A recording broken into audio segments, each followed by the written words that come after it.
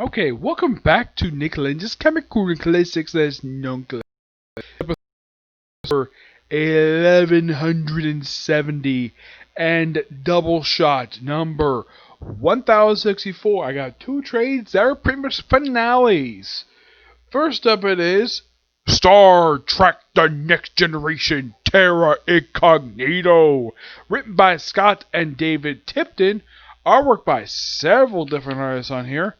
We have Tony Cece, that's issue 1.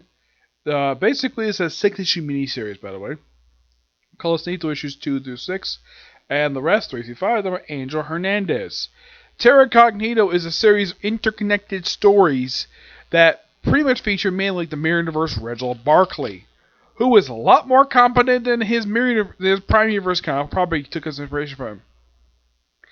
Really, from the events of the last miniseries, Mirror Universe Reginald Barclay, who's kind of been the main character of all three series, it was definitely the case the first miniseries. Not much of the case second one, but this one, yes. And at first, now, here's the thing with the Prime Universe Reginald Barclay. First, he tied him up, like he did at the end of the previous miniseries.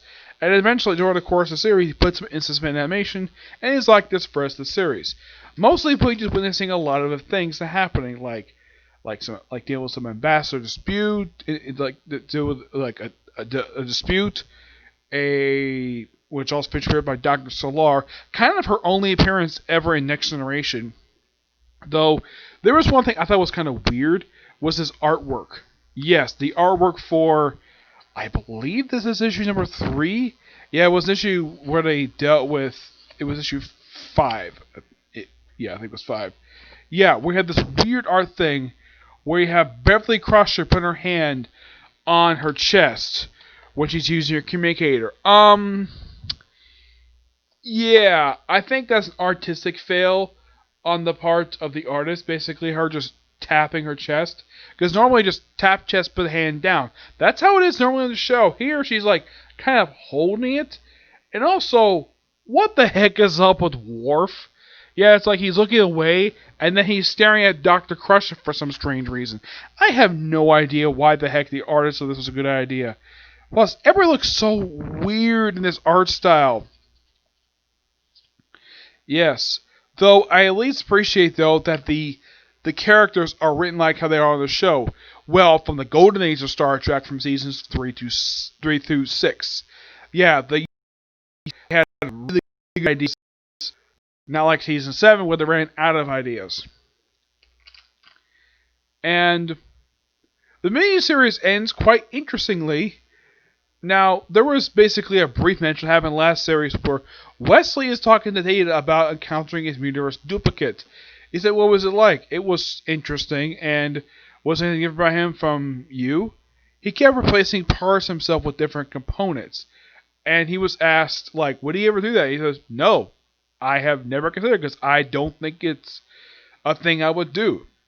Which is definitely in character for Data to do, for it to say that. And this overall was a really good miniseries. It's kind of like that this miniseries, basically like the last one, kept missing that particular oomph that I liked, the stuff I liked, the atmosphere I liked from the first miniseries of this. And the second one for me was a slight disappointment for me, especially since it was the Mirror Universe versus Next Generation. I thought it was a bit too soon. They're facing each other. And this is really interesting seeing Commander Riker just walking to the hallway, and all of a sudden he's seeing Reginald Barclay being dragged out by Data. Ooh, this Data is actually not the Prime Universe Data. This is Mirror Universe Data. And even Reginald Barclay basically even points this out, though. This is not the regular, it's basically his. And oh yeah, you're basically a deserter, a traitor. And you see first car going, and he's basically into a fight with Worf. I mean, why the heck not? It's strange though. In the last miniseries, Mirror Universe Picard got a chance to have a fight with his Prime counterparts. Here, they don't even see each other. It's just Worf. Okay. And Barclay reveals that he actually got some very useful information while being over in the Prime Universe. Information that kept him alive, despite the fact that Picard really wanted to execute him for deserting his post. But this was a fun miniseries. I loved it. I give this book roughly a 9.5 out of 10. Basically a big step up in terms of writing and the atmosphere. What kind of fails is a bit of the artwork in here. But it's an overall really fun miniseries. And I kind of wish they did another one, but nope, this is the end. Yeah.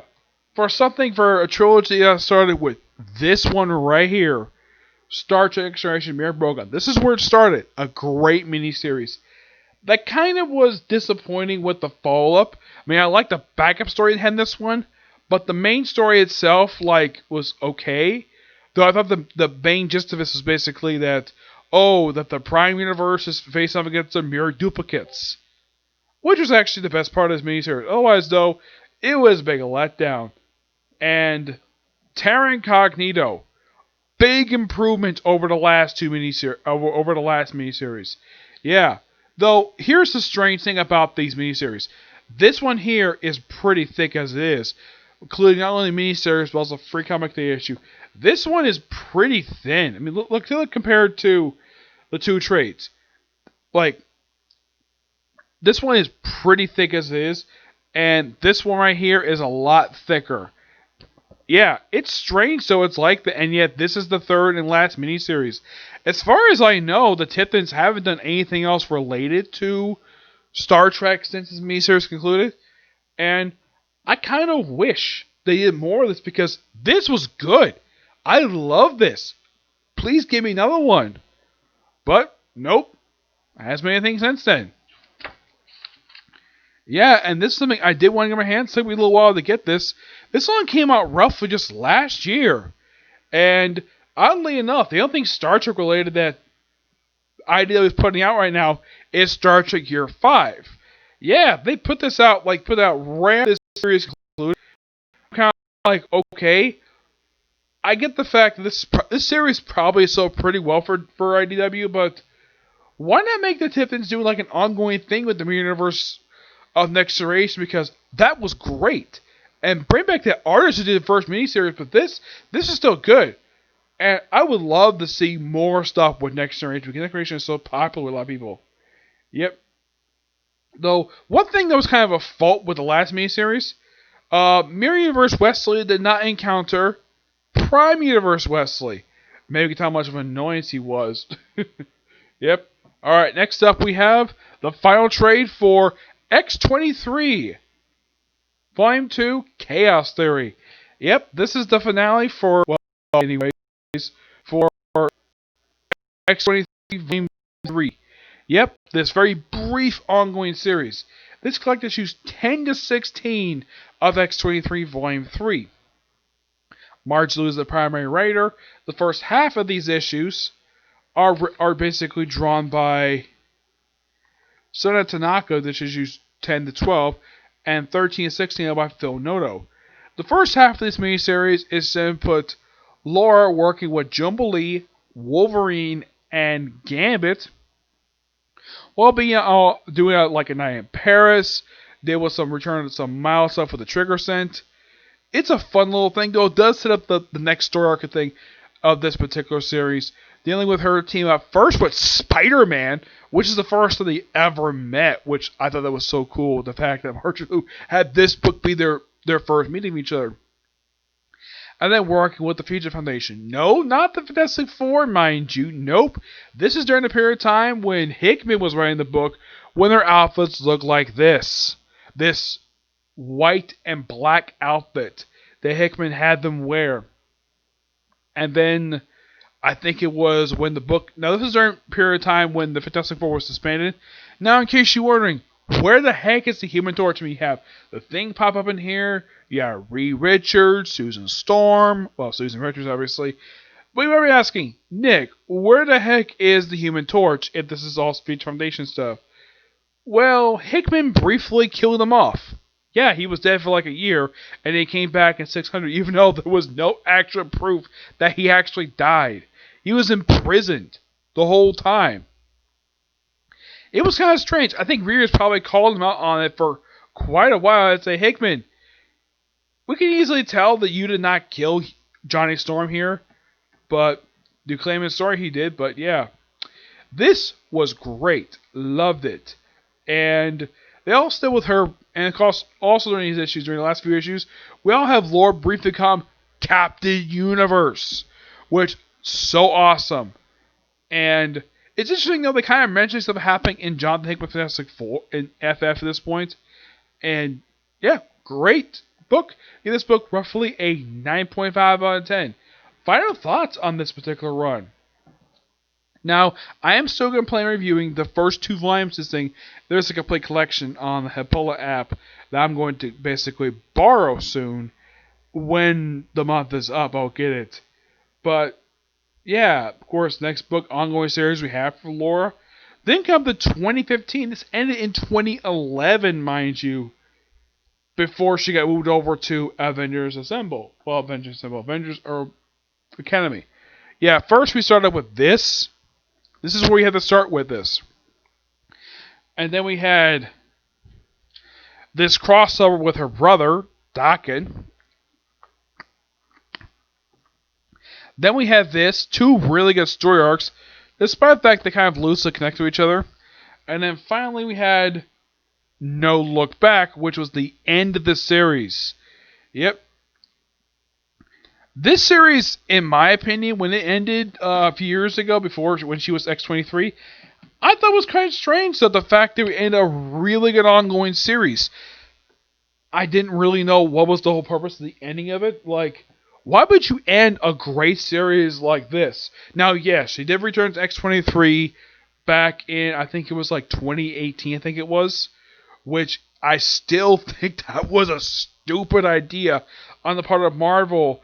After Tom Taylor spent 3 years developing this character, just throw it away and have become X23 just because her father's alive. Which is bullcrap. Yeah, though Hickman kind of fixed that by having her be Wolverine again. Yeah, but this series, at the time, I thought that ending it was a mistake because this series was good. There was nothing wrong with this series at all. It still was strange that the series ended after just 21 issues. Quite short of a run, though when she got her ongoing series as Wolverine, that lasted a heck of a lot longer than this. That lasted for 36 issues. This was canceled after 21 issues, after like a little over a year of publication. Yeah, which, like I said, after the series ended, she moved to Avengers Academy, where she was there for like the last year of the book, before she got moved over to Avengers Arena, where she was there for the entire series, and then she got moved to all new X-Men, when Bendis was writing it, and then stayed in the book even after Bendis left. Yeah, and she went, the second volume started with I believe it was, Dennis Hopeless was the writer of the book. Yeah, she became Wolverine during that period of time, and she got her own ongoing series, which was a good idea on Marvel's part. And then all new X-Men ended, though she still had her ongoing series, which was good. And then the book ended after 36 issues, all because Tom Taylor left. He wanted to end his run with 36. I'm kind of like, why not just find a replacement writer? Nope. We have to end the damn series, and Baker X23 even know that Tom Taylor had it written in the series that she moved past that particular phase. Nope, let's just go back to it for no reason at all. And the book got canceled 12 issues. And once the series ended, she didn't do very much for quite a while, until she popped up in Hickman's X-Men book, where she became Wolverine again. Yeah. And here's the thing, when the series ended, she was given an offer to either join she was given an offer to join the Future Foundation. She got an offer for that, and she got an offer to join the X-Men, become an X-Man, because she wore the X symbol. But she declined to go to the Avengers Academy instead, where she stayed until the series ended, like I said. Yeah. But this book, the story arc where she teams up with the Future Foundation, oh yeah, and there's also a mild, almost forgot to mention this, there was also a mild follow-up to NYX, which was the miniseries that actually was her comic book debut. Because here's the strange thing about Laura. Her first appearance was, I kid you not, in a TV show. Yes, she is one of those characters, like with Harley Quinn. She made her first appearance in the episode X-Men Evolution, a series that it's not well received for a lot of people. I mean, it's not as popular as, let's say, the X-Men animated series of the 90s. I thought it was an okay series. I thought it was kind of weird that Wolverine was already like an adult and teaching a teenage Scott Summers. And one of the weird things about the series was the Avalanche was a teenager and not the one from the comic books, not Greek like he was in the comics. And he was also having a relationship with Kitty Pryde, which that was strange. And Angel was not part of the roster. Nope, he even briefly became Archangel. They even had their four horsemen be, get this, the four horsemen were Storm, Angel, Professor Xavier, and frickin' Magneto. And here's the strange thing about this. 3 of these people became horsemen in live action. The person who plays Charles Xavier was Psylocke. Yeah, I don't know if Simon Kinberg took inspiration from the X-Men Evolution lineup for the Four Horsemen live action, but it seemed like if you watch the show and watch the film, it seemed like he did take inspiration from that lineup.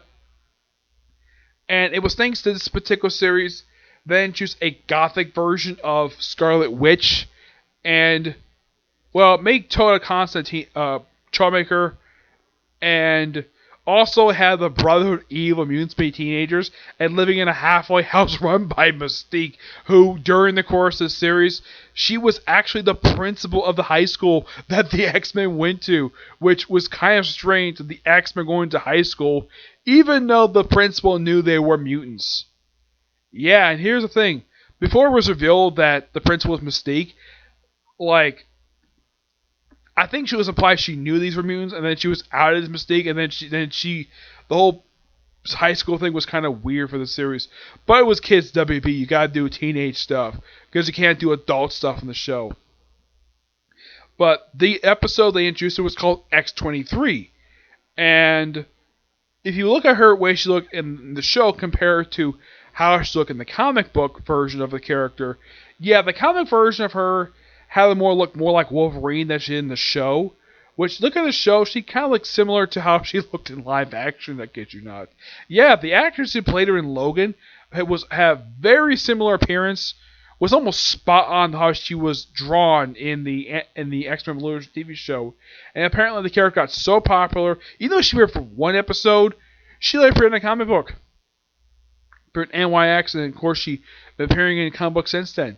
Since like 2003. Yeah, this character is only 17 years old, and yet this character is one of the most popular characters Marvel has. And the strange thing is, she was part of a decade where Marvel introduced these other young superheroes where, a lot of them are pretty much forgotten in modern day. Yes, because you remember some of the characters like Cloud9, Sentinel, well, the Teen Sentinel, or like Hazmat or so like that. Hazmat's still around. She's in the Captain Marvel series, but a lot of these are hers, like the Arena Spider Girl. Yeah, a lot of these other like really young teenage characters they introduced in the 2000s, where if you look at it, these characters did nothing. Heck, there's even a character called MVP, believe it or not, where his real name was Michael Von Patrick, where he died in the opening issue of Avengers Initiative, and then he got freaking cloned. And 2 of the clones have since been killed. Only one is still alive, believe it or not, and they became the Scarlet Spiders. Yeah. Yeah, oddly enough, the Avengers Initiative characters are pretty much largely forgotten about, which is kind of strange if you think about it. It's kind of the same thing with the Avengers Academy characters. With the exception of Hazmat, almost every one of them have been forgotten about. I mean, if you ask any comic fan, like new comic fan, like if you ask about Hazmat, oh yeah, she's a supported character in Captain Marvel. Okay. If you ask about Mental or any other character in Avengers Academy, they're probably like, who?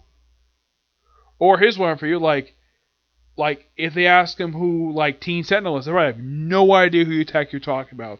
Or Mental or any other character that was introduced. Like there's a bunch of superheroes, like New Generation heroes, that Marvel just did not bother to develop at all. X23 is one of those exceptions where she was developed over the past 17 years. But a lot of the other characters introduced, not in the previous decade, but the decade at the start of the century, where you have all these brand new characters introduced from 2000 to 2009, and with the exception of Laura, a lot of these characters have been pretty much been forgotten about. Heck, believe it or not, there was a third person who took up the identity of Thunderbird, and he has not been seen in almost 20 years. Yeah, his last appearance was in issue of X-Men Unlimited of all things. Yeah. But not much I'll say about these two trades. They're both good. And yeah. So yeah, that's it for the review. I might have time to do One Piece tonight, but I was hoping to do reviews for newest episodes of like the episode released for Fire Force and newest episode of Case Closed. But I'm probably gonna save those for tomorrow at this rate, along with reviews for newest episodes, not for those two series, but also for One Piece and Boruto. So I'm probably gonna have a lot of videos to do tomorrow because of how late it's getting. Okay. So yeah, until you see the next video. Bye.